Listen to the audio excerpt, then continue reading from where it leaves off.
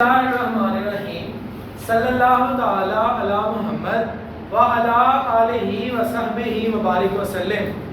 Students, हम लोगों ने इनकम टैक्स का परफॉर्मा जो है वो तैयार करना स्टार्ट किया हुआ है।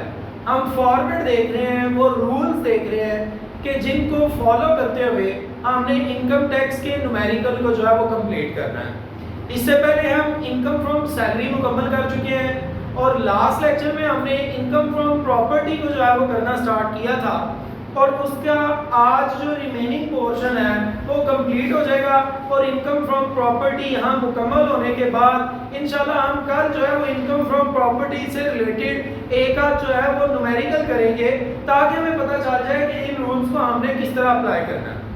तो जनाब, कल वाली जो बात है वो ये थी कि कौन कौन सी इनकम जो है वो हमारी इनकम फ्रॉम प्रॉपर्टी का हिस्सा बनती है।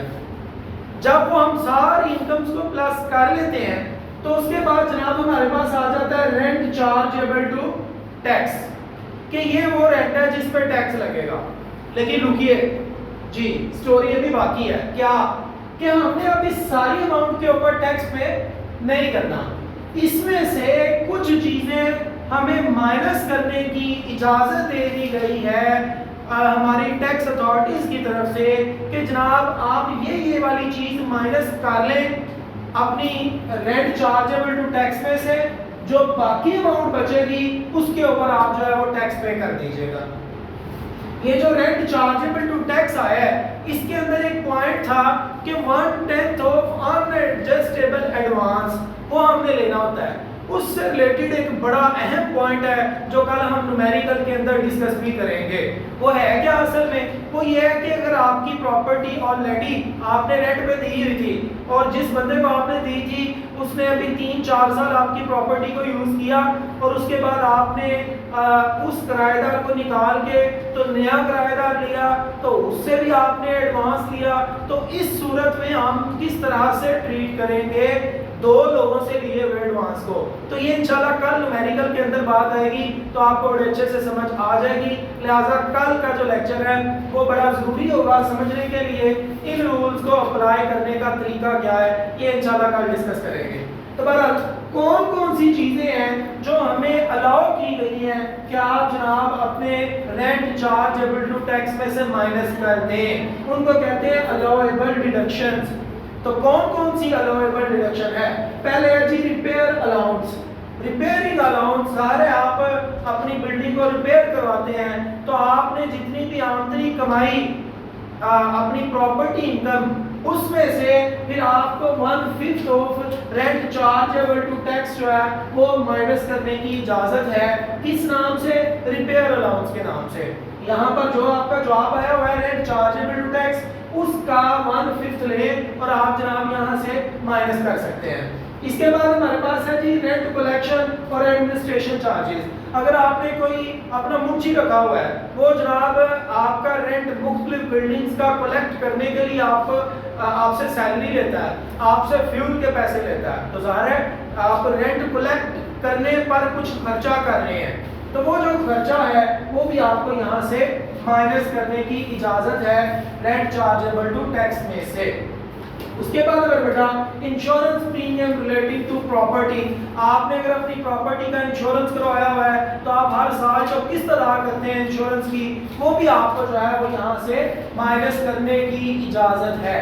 इसके बाद हमारे पास है any tax regarding property like property tax या म्यूनिसिपल टैक्स या जो लोकल गवर्नमेंट का टैक्स होता है। हम जिस एरिया में रह रहे हैं ये एरिया जो है वो कंटोनमेंट बोर्ड का एरिया है। ये आपको रियल एग्जांपल दे रहा हूँ। तो इस कंटोनमेंट बोर्ड के एरिया के अंदर प्रॉपर्टी टैक्स के अलावा कुछ टैक्स ऐसे हैं जो हमारी कंटोनमेंट बोर्ड जो है वो टैक्स कलेक्ट करती है।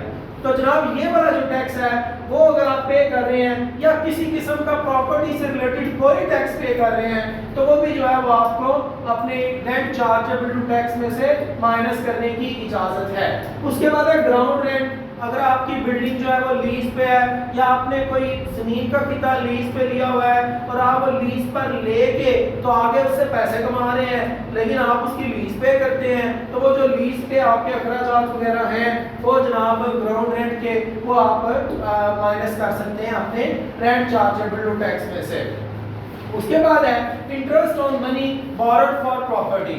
آپ نے ادھار قرضہ لیا ہوا ہے اور وہ لیا تھا پراپرٹی کے لیے, تو آپ ظاہر ہے اپنے پراپرٹی کو خرید بھی ادھار لیں گے اور اب آپ اس پراپرٹی سے پیسے بھی کما رہے ہیں, تو گورنمنٹ آپ کو کہتی ہے کیونکہ یہ والی پراپرٹی تم نے قرضہ لے کے بنائی ہوئی ہے, لہٰذا تم ایسا کر لو کہ وہ جو قرضے کی رقم کے اوپر تم نے انٹرسٹ وغیرہ پے کرنا نا, وہ والا اپنی پراپرٹی کی انکم میں سے مائنس کر کے جو باقی بچے اس کے اوپر میں ٹیکس دو.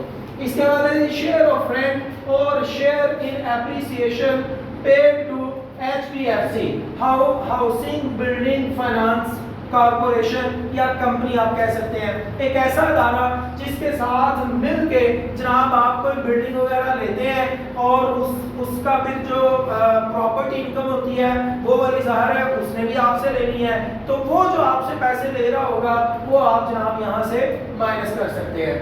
اس کے علاوہ آپ کے پاس ہے legal charges relating to property. آپ کو بہت سارے مزید مسائل کا بعض اوقات سامنا کرنا پڑتا ہے جس کے لیے آپ کے کچھ نہ کچھ لیگل چارجز جو ہیں وہ پراپرٹی سے ریلیٹڈ آپ کو پے کرنے پڑتے ہیں, تو وہ جو آپ کے ایکسپینسز ہیں وہ بھی آپ رینٹ چارجیبل ٹو ٹیکس میں سے مائنس کر سکتے ہیں. اور اس کے بعد میرا بیٹا ہے payment of expenses already treated as income due to its non payment. کوئی بھی ایسا ایکسپینس جو آپ نے پے کیا ہے اور اس کا تعلق آپ کے پراپرٹی سے ریلیٹڈ ہے تو وہ والا جو پیمنٹ آف ایکسپینس ہے وہ بھی آپ یہاں سے مائنس کر سکتے ہیں.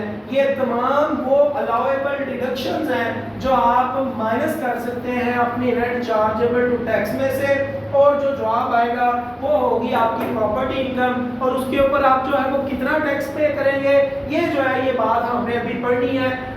یاد رکھیں اس کے لیے جو ہے وہ کچھ پرسنٹیج ہے جو ہم انشاءاللہ کل کے کوسچن کے اندر جو ہے وہ ڈسکس کر بھی دیں گے کہ یہاں پر جب جواب آئے گا in total income from property تو اس کے اوپر کتنا ٹیکس لگے گا, کس پرسنٹیج سے لگے گا, یہ ہم انشاءاللہ آنے والی کلاس میں جو ہے وہ کل دیکھیں گے.